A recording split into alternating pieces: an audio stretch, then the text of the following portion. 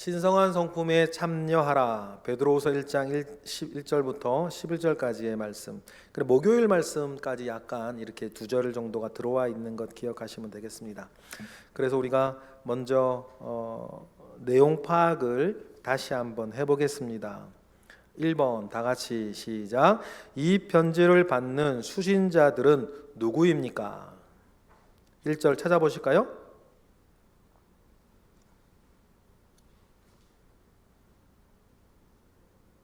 뭐죠? 1절에 보니까 보배로운 믿음을 함께 받은 자들에게. 당시에 베드로는 최고의 사도였어요. 명예라 그럴까, 권위가, 베드로의 권위는 최고의, 당연하죠. 베드로는 주님의 수제자였고 주님과 함께 정말 동고동락하며 살았던 최고의 사도였어요. 그래서 이제 베드로후서가 베드로가 쓴 게 맞냐 안 맞냐 논쟁도 많아요. 왜냐하면 당시에는 베드로가 워낙 유명한 사도였기 때문에 베드로가 썼다고 하는 다른 이상한 분들이 많았어요. 그럴 정도로 베드로의 권위는 정말 대단한 것이었는데, 그 베드로가 말하는 거예요. 나나 너희나 보배로운 믿음을 동일하게 같이 받았다는 얘기를 하는 거예요. 이것은 이 편지를 읽는 최초의 독자들에게는 엄청난 칭찬, 엄청난 그 은혜였을 거예요. 내가 베드로와 똑같은 믿음, 그 보배로운 믿음을 함께 받았다라고 하는 것은 엄청난 것이었고 사실이죠. 우리가 가진 바 이 믿음과 베드로가 말한 가진 그 믿음, 받은 그 믿음은 같은 것입니다. 그러니까 우리가 하나님께 감사와 영광 올려드리는 것이죠. 2번 다 같이 시작. 하나님께서 우리에게 주신 것은 무엇입니까? 3절에 보니까 모든 것을 주셨는데, 그래서 생명과 경건에 속한 모든 것.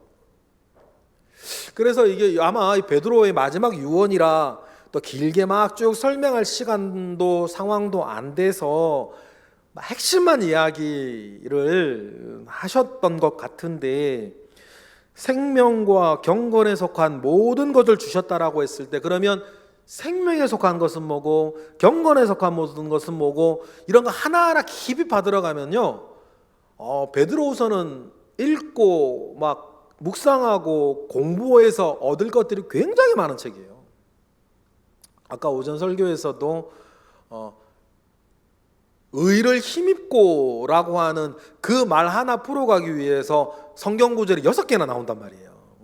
제가 말씀드렸던 것만 하더라도 그것뿐이겠어요. 그러니 베드로후서는 굉장히 농축된 책이에요. 그래서 잘 읽고 묵상하면 정말 우리에게 유익한 책이 베드로후서입니다. 생명과 경건에 속한 모든 것을 주셨다. 3번 다 같이 시작. 그 보배롭고 지극히 큰 약속을 우리에게 주신 목적은 무엇입니까? 그래서 이 큰 약속 우리에게 주신 게 4절에 보니까 뭐라고요? 그렇죠. 신성한 성품에 참여할 수 있는 자가 되게 하려고. 개역 성경, 우리 지금 가져온 전 성경이 우리에게 더 익숙할지 몰라요. 신의 성품에 참여한 자, 옛날에 그렇게 돼 있었죠. 신의 성품에 참여한 자. 근데 지금 좀 바꿔서 신성한 성품에 참여하는 자가 되게 하려고 하셨다. 그럼 여러분, 모든 성경이 마찬가지인데 특별히 베드로후서도 신성한 성품에 참여하게 하기 위해서 우리에게 이 책을 주셨다. 그리고 저는 상상해 보세요. 쉽게 여러분들이 정말 하나님의 성품, 신성한 성품을 가지고 산다면 여러분 주변이 얼마나 행복해지고 능력 있어지고 든든해지고 안전해질까, 얼마나 행복해질까. 그러니 우리의 남은 숙제는 나의 이 성품을 점점 어떤 성품으로, 신성한 성품, 신의 성품, 예수 그리스도의 성품으로 치환해서 바꿔나가는 것이 우리의 평생의 숙제. 그래서 심지어는 나를 만나 이야기하는 사람은 마치 주님을 만나 이야기하는 것과 같은, 우리에게 주님과 같은 능력은 없어도 주님과 같은 마음, 주님과 같은 성품은 있을 수 있다. 그것이 우리가 이 땅 가운데 신앙생활하고 교회생활하는 목적이다. 4번 다 같이 하겠습니다. 시작. 신앙인이 힘써야 할 8가지 덕은 무엇입니까? 아까 말씀드린 우리 나눴었죠. 그러니까 하나하나 이해하시면 외우기도 쉬워요. 믿음에 덕을 세우고, 덕에는 지식을, 지식엔 절제를, 절제엔 인내를, 인내엔 경건을, 경계엔 형제우애를, 형제우애엔 이해가 되시죠? 오늘 설교 잘 들으셔서 이해가 되시는 거예요. 밑에 것도 외우려고 하니 못 외워지는데 한번 이해가 돼요. 그렇구나. 이게 이렇게 그런 순서가 이렇게 더해져야 할 순서구나 라고 하는 것을 딱 이해하시면 여러분 그 구절을 확실하게 이해하신 게 맞아요. 자, 그런데 조심할 게 있다 그래요. 5번 다 같이 시작. 8가지 덕이 있다 할지라도 무엇을 조심하라고 하였습니까? 8절. 무엇을 조심하라? 2가지를 조심하라 그러죠. 첫 번째, 게으름을 조심해라. 그럼 이 게으름이 어떤 것인 줄 아시겠어요? 예수 그리스도를 알아나가는 것을 게을리하는 게으름인 거예요. 그러니 여러분, 저도 마찬가지 함부로 이 정도면 됐지 뭐. 제가 어렸을 때는 꿈이 있었어요. 제가 어렸을 때 뭐 20대, 30대 때는 꿈이 있었는데 어떤 꿈이었냐면, 어떤 목표가 있었냐면 공부는 45살 때까지, 공부는 45살 때까지만 하자라고 하는 게 제 꿈이었고 목표였고, 그 뒤로부터는 그냥 이렇게 근데 그게 안 돼. 그러면 안 되더라고. 계속해서. 그래서 저도요, 지금까지 여러분 앞에서 계속 할 말이 있는 사람이 되기 위해서 새벽기도 마치고 2시간은 세상 두 쪽이 나도 공부만 해요. 새벽기도 마치고 저 안 잡니다. 새벽기도 마치고 2시간은 지금까지 계속 공부만 해요. 성경 읽고 막 계속 공부해요. 계속 뭐하도록 자라나기 위해서. 저도. 네? 근데 여러분, 공부한다고 되는 건 아니에요. 또 하나님께서 아는 것과 믿는 것이라 그래서 그 은혜가 있는 거니까 한 축을 그렇게 한다. 그래서 여러분 저도 그렇게 합니다. 저도 그렇게 지금 살고 있어요. 그리고 45살 때까지가 아니라 85살 죽을 때까지 그렇게 하겠다. 나를 위해서도 그렇게 하겠다. 계속 뭐 해야 되니까 자라나야 되니까. 그렇습니다. 근데 그걸 게을리하면 안 된다. 그러면 8절 두 번째, 뭐가 없게 될 수 있다? 열매 없을 수 있다. 고인물은 썩는 것처럼. 그러니 그걸 조심하라. 8절에 6번 하겠습니다. 내일 목요일 본문이에요. 다 같이 시작. 무엇을 굳게 하면 언제든지 실족하지 않는다고 하였습니까? 10절에 보니까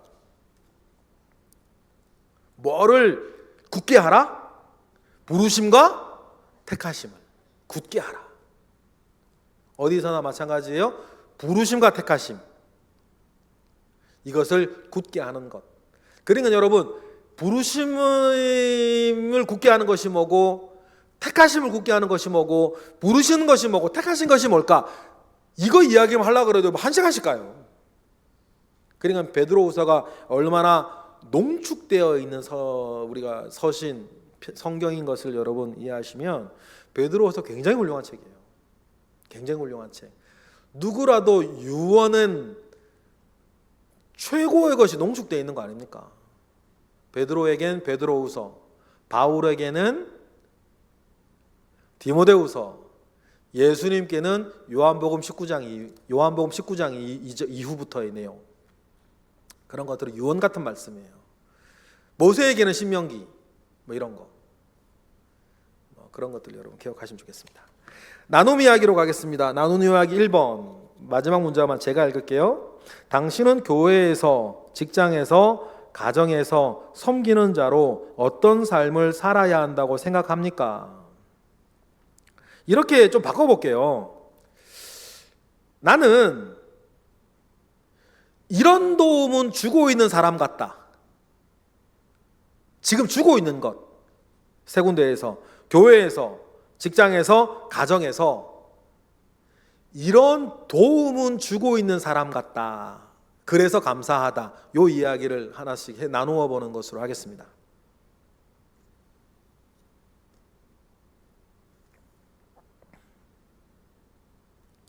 그리고 1번처럼 살려면, 더 잘하려면 이번에 하나님을 알아가는 일에 더 힘써야 된다.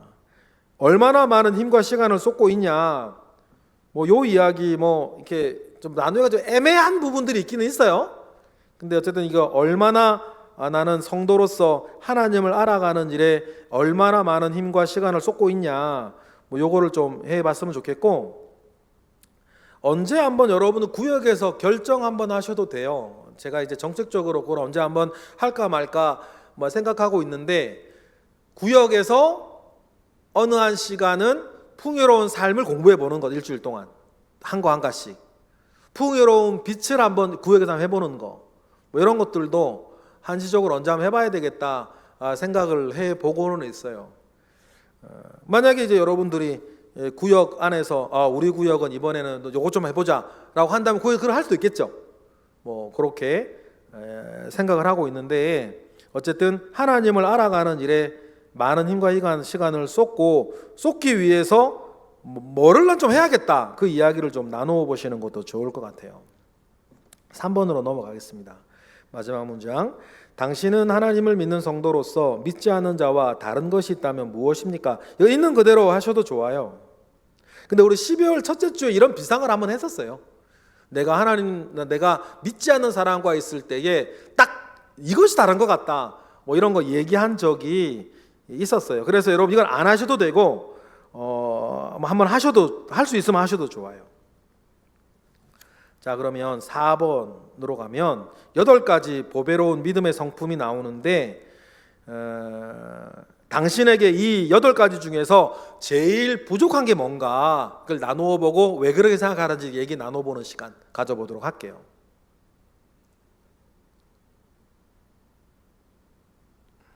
당신에게 8가지 중에서 부족한 성품이 무엇인지. 5번. 당신은 요즘 영적 성장을 위해서 어떤 노력을 하고 있습니까? 이거보다 이제 신년이 다가오는데 1월에 나의 영적 성장을 위해서 이거 하나 하겠다, 1월 달에 그 이야기 뭐 하겠다, 여러분 나누어 보시는 것 좋겠어요. 예를 들어서 2025년도 신년 특세는 내가 완결 한번 해보겠다. 우리 교회는 그냥 쉽게 딱 그렇게 정해서 하잖아요. 송구영신 예배 때부터 다음 토요일까지 이렇게 하는데, 2025년 보니까는 그러니까는 신년 특세가 3일밖에 안 돼요. 3일. 그리고 이번에 내가 3일 있는 신년 특세에 내가 내가 한번 다 참석해 보겠다, 이런 거, 그런 걸 작정해 보신다든지, 영적 성장을 위해서 1월 달에 내가 요거 한번 하겠다라고 하는 것 다짐해 보시고 실행해 보시는 것, 그리고 나중에 구역 장로들이 체크해 주시는 것, 그 정도 하시면 참 좋을 것 같습니다. 그렇게 해서 진행을 해 주시면 감사하겠습니다. 기도하겠습니다. 할렐루야. 하나님 감사합니다. 크신 은혜 가운데에 오늘 우리와 함께 하시고 하나님 아버지의 선하신 은혜가 늘 우리 가운데 있게 하시옵소서.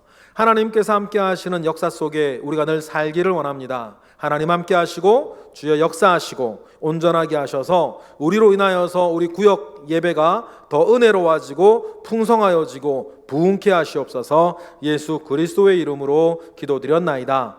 아멘. 수고하셨습니다.